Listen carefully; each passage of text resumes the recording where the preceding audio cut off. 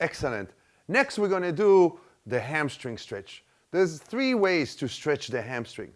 One way is you bend over and you stretch both hamstrings at the same time. From my experience, this kind of a stretch actually sometimes hurts your back, especially if you can only do 90 degrees. When you put 90 degrees this way, all the weight, all the pressure goes down through the lumbar instead of down into the lumbar versus through the lumbar.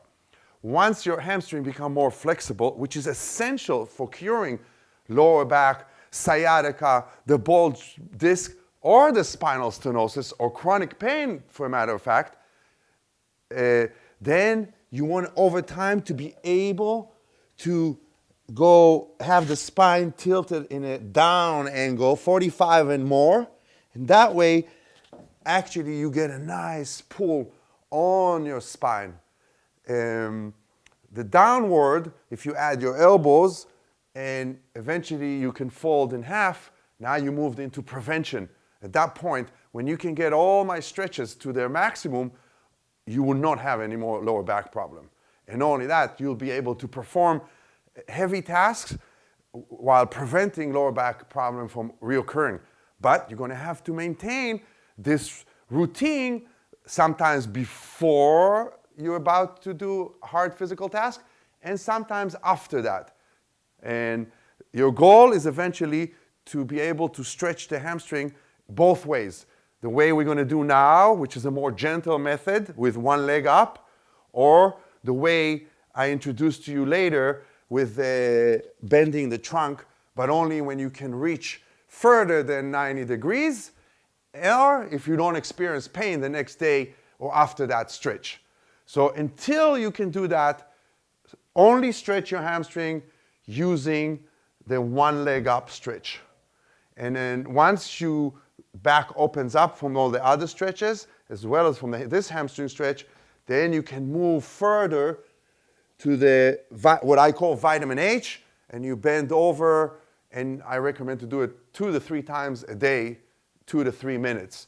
The third way of stretching the hamstring is to lie on the floor and put one leg up in a corner and another leg flat or bent. And we may reach it later on in the course and introduce it to you. So remember again, find the right height for you, which is your 80%. And of course, your 80% gets bigger or longer or more repetition or lower or different angles. So the 80% changes with time because you're getting better and your body is reopening and able to do those motions that you designed to do in the first place. So you may start on a chair, and I'm telling you, I had people that their back was so bad that we had to start on a yoga block and just put the leg on a yoga block. Not only that, even that was too much, so then I added some form of support, and when they do the stretch, they take some of the weight off the lower back with leaning on some support. So that, and you'll be surprised how much more it adds if you have support on both sides. So you just take all the weight off your lower back, and then you can stretch the hamstring in a more pure way.